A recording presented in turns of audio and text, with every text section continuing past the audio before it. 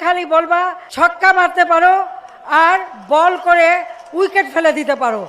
ক্ষমতাচ্যুত প্রধানমন্ত্রী শেখ হাসিনার সঙ্গে একই সংবাদ সম্মেলনের প্যানেলে যোগ দিতে যাচ্ছেন বাংলাদেশের সাবেক ক্রিকেট দলের অধিনায়ক ও সাবেক সংসদ সদস্য সাকিব আল হাসান। সরকার পতনের ঠিক 2 বছর পূর্তির দিনই আগামী 5 আগস্ট ভারতের নয়াদিল্লিতে foreign correspondent club of south এশিয়ার আয়োজিত এই ভার্চুয়াল সংবাদ সম্মেলনে বক্তব্য দিবেন শেখ হাসিনা।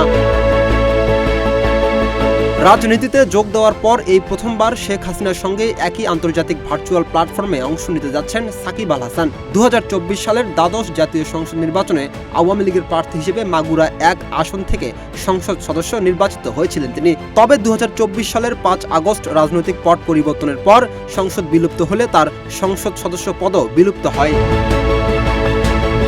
হিন্দুস্তান টাইমসের এক প্রতিবেদনে নিশ্চিত করা হয়েছে যে নয়াদিল্লির মাথুরা রোডের স্যার কার্ক টালি অডিটোরিয়ামে আগামী 5 আগস্ট সন্ধ্যা 6টা থেকে 7:30 পর্যন্ত এই সেশন আয়োজন হবে এবং এতে বিশ্বজুড়ে সাংবাদিকদের প্রশ্ন করার সুযোগ থাকবে।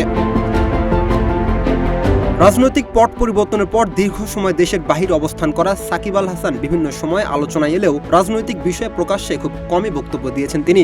সেই প্রেক্ষাপটে শেখ হাসিনার সঙ্গে একই প্যানেলে তার অংশগ্রহণ নতুন করে রাজনৈতিক ও ক্রীড়া অঙ্গনে আলোচনা তৈরি করেছে। রাকিব হাসান, ইত্তেফাক নিউজ।